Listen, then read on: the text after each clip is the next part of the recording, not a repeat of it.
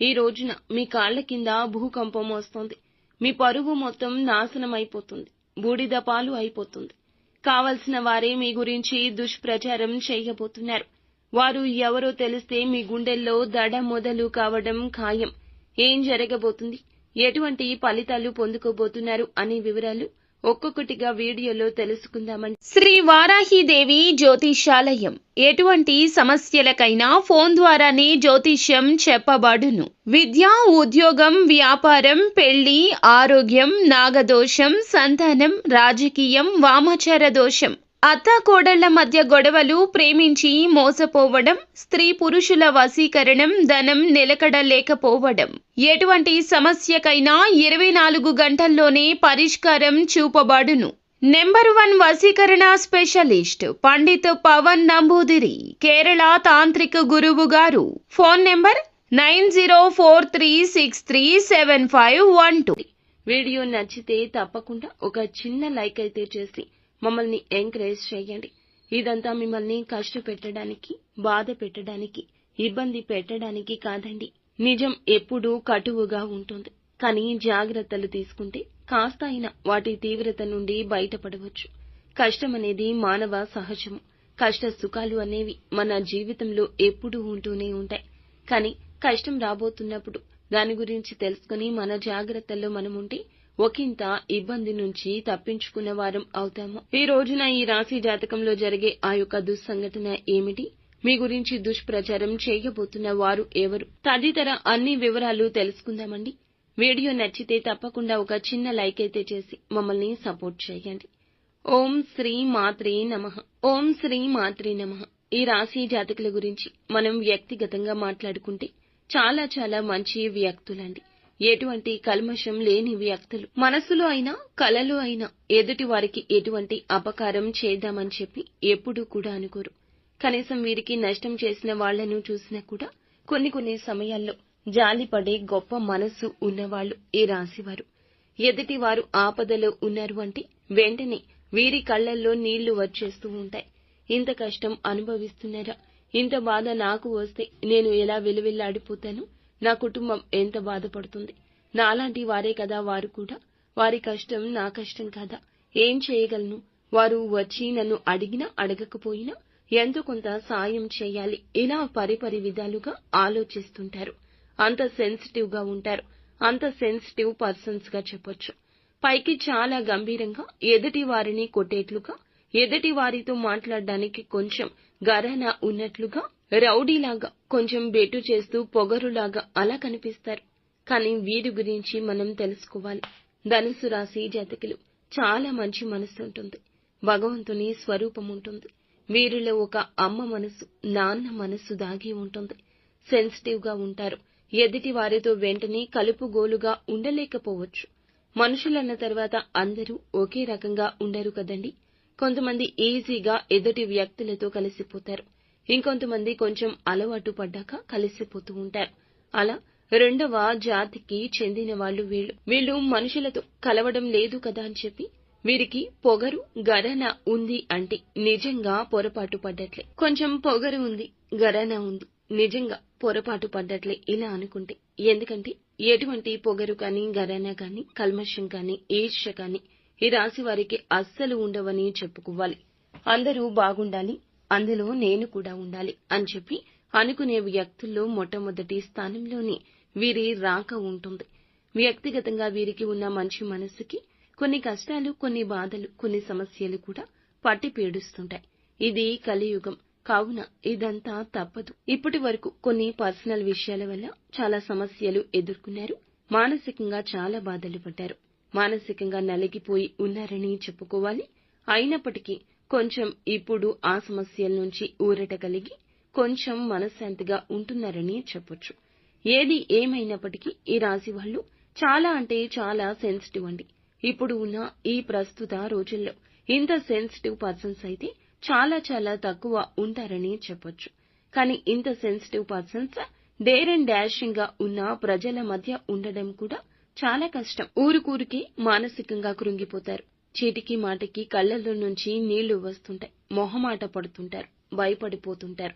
అలా ఆ జాతికి చెందిన వాళ్ళు. కాబట్టి వీరితో అంటే వీరి గురించి వీరి పక్కనే ఉన్న వాళ్ళకైతే వీరి యొక్క మెంటాలిటీ, మనస్తత్వం పూర్తిగా అర్థమవుతుంది. కానీ కొత్త వారికి మాత్రం కొంచెం వీరు అంటే కొంచెం గరాన అమ్మాయిలకు అయితే వీరికి కొంచెం పొగరు అన్నమాట అన్నట్లు చెప్పుకుంటారు. ఆ ఒకటి వీరిలో కొంచెం మైనస్ పాయింట్ అవుతుంది. ఇప్పటికైనా కానీ అంటే 30 సంవత్సరాల్లోపు ఒక లెక్కగా ఉంటారు.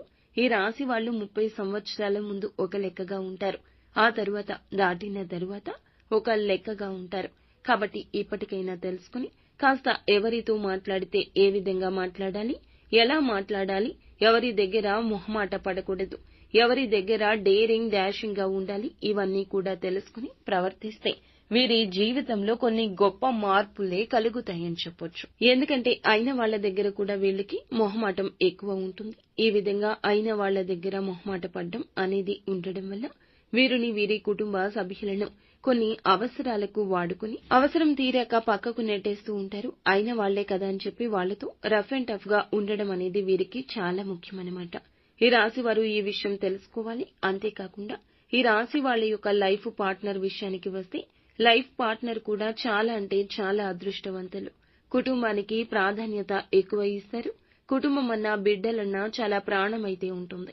ముఖ్యంగా వీరికి స్నేహితులు కూడా కొంచెం తక్కువే. ఎందుకంటే ఎక్కువగా ఎవ్వరితో కలవరు కాబట్టి నా ప్రపంచం ఏమిటో, నేనేంటో, నా పని ఏంటో నేను చూసుకుంటాను. ఇదే కదా నా పని, నాకు ఇలా గడుస్తుంది కదా, నా పనుల్ని నేను చూసుకుని నా కుటుంబం వరకు నేను చూసుకుని నా కుటుంబంతో నేనుంటాను, ఒకరితో నాకెందుకబ్బా అన్నట్లు ఉంటారు. ఎక్కువగా కుటుంబంతో ఉంటారు తప్ప బయట వాళ్లతో ఎక్కువగా స్నేహం చేయడానికి ఇష్టపడరు. వీళ్ళ యొక్క లైఫ్ స్టైల్ అనేది ఏ విధంగా ఉంటుందంటే వీరికి ఈ మధ్య కొన్ని రకాలైన కష్టాలు, కొన్ని రకాల సమస్యలు, ఇబ్బందులు కూడా చవిచూస్తున్నారు. హెల్త్ పరంగా కొంచెం గ్యాస్ట్రిక్ ప్రాబ్లమ్స్ అని, లేకపోతే మానసిక ఒత్తిడి, కొంచెం స్ట్రెస్ ఎక్కువగా ఉండడం, అంతేకాకుండా కొంచెం హెల్త్ పరంగా మైగ్రేన్, తలనొప్పి రావడం, కొంచెం భుజాల నొప్పులు, కాళ్ల నొప్పులు అనిపించడం, సరిగ్గా నిద్ర పట్టకపోవడం, గుండెల్లో దడగా అనిపించడం, ఇటువంటి సమస్యతోటి కొంచెం ఇబ్బంది పడుతున్నారు. ఈ ఇబ్బందులు అన్నింటినీ కూడా పక్కకు నెట్టే విధంగా రోజులు మారబోతున్నాయి. వీరికి కారణం ఏమిటంటే అతి ఆలోచన. ఏదైనా కానీ చాలా మందిని మనం గమనిస్తే ఏదైనా ఒక విషయం గురించి చెబితే లైట్ గా తీసుకుని ఓకే అని చెప్పి పక్కన పెట్టేస్తారు. కానీ ఈ రాశి వాళ్ళు అలా కాదండి. ఏదైనా కానీ చాలా డీప్ గా వెళ్లిపోతారు. డీప్ గా అంటే ఇంకా డీప్ గా వెళ్లిపోతారు. అంత పర్టికులర్ గా ఆలోచిస్తారు. చిన్న విషయమైనా కానీ భూతద్దంలో పెట్టుకుని చూసుకుని పెద్దదానిలా ఆలోచిస్తారు. వీళ్ళకి చిన్నప్పటి నుంచి ఉన్న అలవాటే. ఏది ఒక పట్టాన తొందరగా నచ్చదు. నచ్చిన దాని గురించి 100 రకాలుగా అనువుగా ఉంటుందా లేదా అని ఆలోచిస్తారు.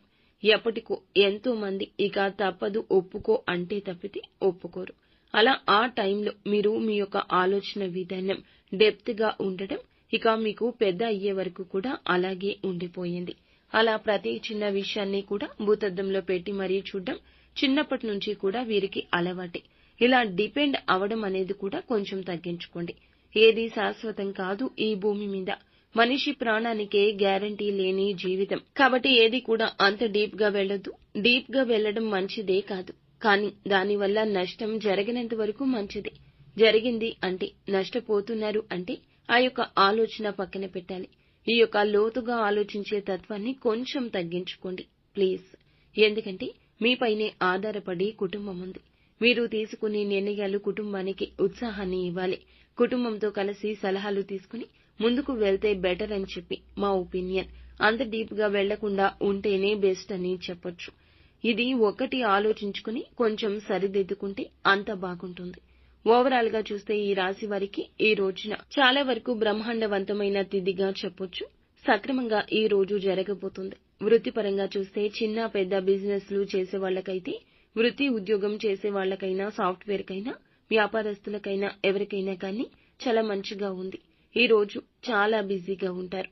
ఇక ఈ రోజున కొంచెం స్ట్రెస్ ని తగ్గించుకునే ప్రయత్నం తప్పక చేయండి.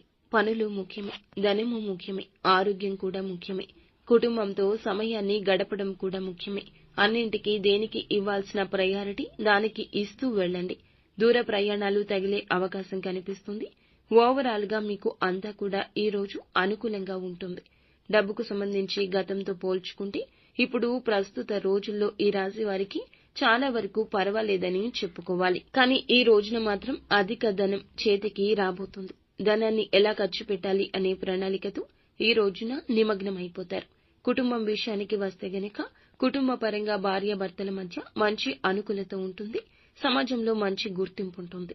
సంతాన పరంగా ఈ రోజు బాగుంటుంది. తల్లిదండ్రుల పరంగా బాగుంటుంది. ఇక అంతేకాకుండా ఎటువంటి అనారోగ్య సమస్యలు, ఎటువంటి టెన్షన్లు కుటుంబానికి సంబంధించి ఉండవు. ఈ రోజున కుటుంబంతో ఎక్కువగా సమయాన్ని గడపాలనే ఆలోచనకు శ్రీకారం చుట్టండి. సినీ రంగ పరిశ్రమల వారికి, రియల్ ఎస్టేట్ పనులు చేసే వాళ్లకు, రాజకీయ నాయకులకు కూడా ఈ రోజు చాలా అద్భుతంగా ఉంటుందని చెప్పొచ్చు. ఇక ప్రేమికుల పరంగా చూస్తే కొన్ని రకాలైన ఇబ్బందులు చూస్తారు. కొన్ని రకాలైన ఎడబాటు ఈ రోజున తప్పదు. కొంచెం బాధపడాల్సి వస్తుంది. కొంచెం ఫీల్ అవుతారు. కొంచెం డిస్టెన్స్ ఎక్కువ అవుతుంది. డిస్టర్బెన్స్ వస్తాయని చెప్పొచ్చు. కానీ మీరు దృఢంగా ఉండండి. ఏదైనా బంధాన్ని నిలుపుకోవడం అంత సులభం కాదు. నిలుపుకోవాలంటే ముప్పు తిప్పలు తప్పవు.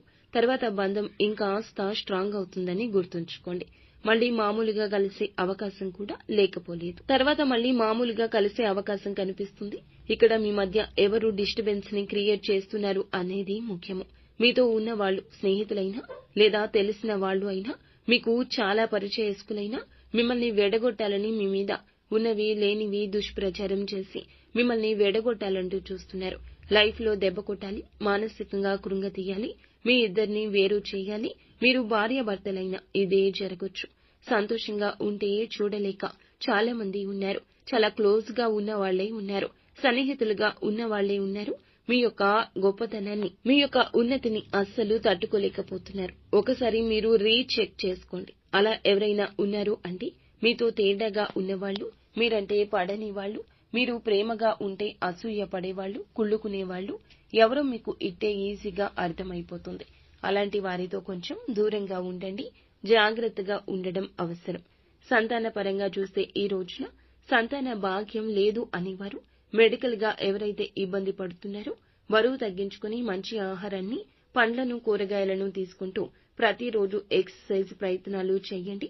బరువు తగ్గే ఫలితం ఉంటుంది. సంతానం ఖచ్చితంగా కలుగుతుంది.